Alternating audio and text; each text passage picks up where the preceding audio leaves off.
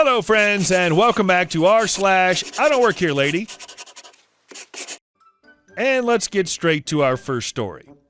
Get me a garden hose. So, I work for a company that provides engineering equipment for educational institutions. Our uniform is universally the same for all departments, whether you're in R&D, sales, training, HR, reception, or whatever you can think of. It's a white polo shirt with black crescent lines on the shoulders, breast pockets on both sides, and pen pockets on both sleeves, with the company's gear-like logo on the back, and black pants. It can make you look like a technologically versed individual when you wear it. One day, I went out to buy some multi-testers at the hardware store in a mall, which is about 5 minutes from our office. The employees at the hardware store wear maroon t-shirts with black pants, and they have ID tags with the hardware store logo on it. When I got there, I grabbed one of their maroon shopping baskets and immediately went to the electronic section where the multimeters can be found. I kind of know where I can find what I'm looking for since I've been there plenty of times, plus there are really big labels on each aisle so you can get an idea of which place what you're looking for will likely be at. Basically, I got my multimeters in my basket, 15 to be exact. I went for a short stroll through the tools section to look for precision screwdriver sets for personal use. I then pulled out my phone and messaged back at the office and told my team that I got what we needed and that I would soon be getting back. Suddenly, I got a tap on the side of my arm. I turned around and a woman that looked like she was in her mid-30s with a Dora the Explorer haircut, wearing a black t-shirt with green shorts and brown sandals was in front of me. Let's label this woman the dumb B word, DB, and I'll be me. Conversation went like this. DB: excuse me, but why are you on your phone? Aren't you supposed to be doing your job? Me: what? With a confused look. DB: I need a garden hose. Me: it's on that aisle, ma'am. And I pointed to the aisle with the big sign that said gardening. Now, my uniform does look like it could qualify for a hardware store uniform, and I was also wearing my ID tag with the company logo and not the hardware store logo. But all the employees are obviously wearing a maroon t-shirt with their ID tags with the hardware store logo on it. So I find it hard to believe that she could have thought I was one of them. DB: well, move your lazy butt and go get it for me. Me: well, you can go get one of the employees here to help you. I don't work here. DB: don't lie. You're just saying that so you can avoid doing your job. Me: I'm not lying. I really don't work here. I'm just a customer. And I showed her my shopping basket. DB: cut the bullcrap. Who needs that many things? The multimeters in my basket.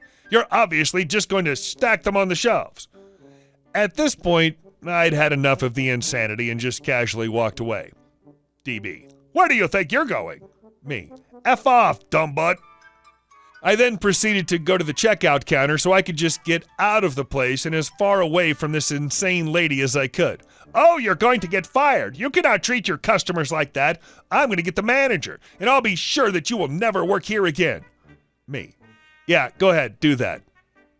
So I was in line at the checkouts. A couple minutes later, DB came back with the hardware store manager, pointed at me with a hard forearm and a stiff index finger, shouting for being such a horrible employee. She basically created a scene, and many of the people around the store were staring at us at this point. DB: this employee of yours just cursed at me when I was asking for help. This is the worst customer service I've ever experienced. Manager: ma'am, he doesn't work here. DB: what? Of course he does. I just saw him about to stack some of your, as DB pointed to my basket full of multimeters, items on your shelves. Manager: ma'am, I have never seen this guy before, and he's not even wearing our uniform. He's obviously a customer. DB just went silent, and she'd probably realized how she'd made a fool of herself. She started to walk out with a grumpy look on her face and just kicked a stack of shopping baskets, which dominoed on another stack, so shopping baskets scattered all over the floor. I was like, what is wrong with this woman? Before she could storm out, 2 security guards grabbed her and held her at the entrance, not letting her go, probably because of the property damage or something. Someone somewhere shouted, "Call the police!" Then the store manager ran back to his office. DB just suddenly screeched so loud and looked like she was about to cry. While all of that was going on, the checkout counter was still moving. I'd finally paid for my items and then proceeded to go back to our office, not wanting to waste time. While I was headed back towards our office, a police car was headed in the direction of the mall, then parked beside the mall, and the cops went inside. I had a pretty good idea what the cops would be doing there. And our second story. I'm the owner's stepson, not your personal server. Until about a year ago, my stepmom owned a restaurant/cafe hybrid. My dad and I would often run errands or go shopping and unload the car for her, so I knew all the employees and all the regulars since I spent so much time there. The people enjoyed me being there, and I enjoyed being around them, sometimes ensuring a bigger tip for the waitresses. But sometimes the customers aren't so nice. One day I was running an errand for my stepmom, and after delivering her stuff, she told me to grab some cake and soda from the counter in the front. I thanked her, greeted some people I knew, and went behind the counter to grab my stuff. I sat down at a table.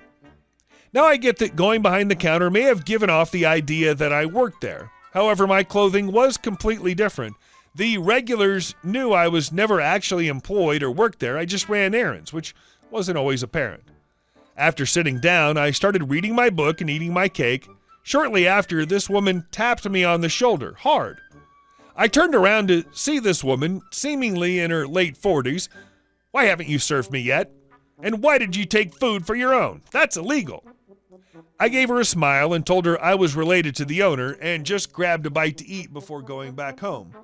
I hadn't had any sleep the prior night, so I was already annoyed at anything and everything. She stared at me and said, "Well, if you're related to the owner, you must serve me as I'm a customer." "Ma'am, I'm a customer, just like you. Now, you were behind the counter, therefore you're working."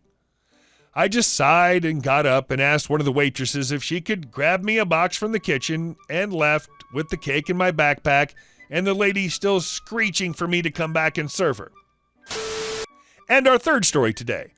Small world, big a-hole. So I'll start by saying I work as a night auditor at a hotel, which basically means I stand behind a desk for 8 hours a night and do paperwork the managers are too busy to do during the day. I've been at my current property long enough to have gotten to know most of the regular guests. Being a 5-minute walk from the business park area of our town, our guests are almost exclusively international/business people on trips from all over. Most of our regulars are lovely people, and the few times I do get to interact with them go great. This story does not involve one of those guests. Let's take a trip back to ye olden days of 2016. There I was, young, innocent, naively thinking my first vacation in nearly a year of working full-time was going to go smoothly. I took the whole week off, booked flights to a resort, used my employee discount to get a rate that was positively criminal, and my boyfriend even managed to get some time off to come with me. Me and the boyfriend arrive at the hotel, check into a room with a stunning view of the mountains, ate a wonderful dinner at one of the fancy restaurants on site, wandered around enjoying being in a 5-star hotel and wondering if they had any openings. Life was perfect. Then I heard it. The voice. The "I can't believe you can't do this for a super duper awesome special top tier rewards member." No, it couldn't be. It had to be someone else. I round the corner, and there he is at the front desk, the guest of my nightmares. Every hotel has at least one, the regular guest that just makes everyone's life hell for no reason. This guest had been coming to my hotel every couple months for longer than I had worked there. Universally despised doesn't come close.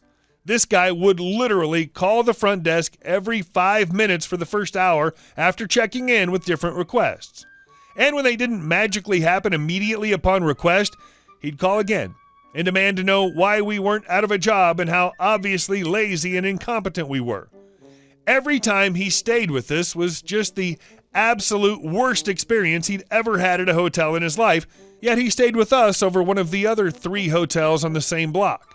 He would regularly yell and curse at the staff if he didn't get his way. Honestly, if our owners had let us have a do not rent list, he would have been the first name on it. So there he was, my nightmare guest at check-in. But, Queen Crag, you may be asking, why is this on I Don't Work Here Lady? Well, rhetorical reader I invented, that would be because of the first thing out of his mouth as soon as he saw me. You, girl, get my bags and bring them up to my room. Don't you dare scratch them or I'll have your job. I was understandably shocked and a little confused as I was dressed for dinner and didn't in any way, shape, or form look like an employee. I just stood there for a second trying to figure out what was happening. When I didn't move immediately, he let out the longest, most comical sigh I've ever seen in my life and continued, "Oh my effing God, you really are just as incompetent as these stupid desk workers. You stupid girl, get these bags," he gestured for emphasis, "and move them to my room." Me, regaining my voice and still not really believing what was happening. "I'm sorry, but I don't work here." A-hole cutting me off. "Of course I know that, but I know you work at that ugly little place in my town, which means that you have to help me here. Now, chop chop." Yeah, he really did say chop chop. Me, as my brain has finally clicked to the situation.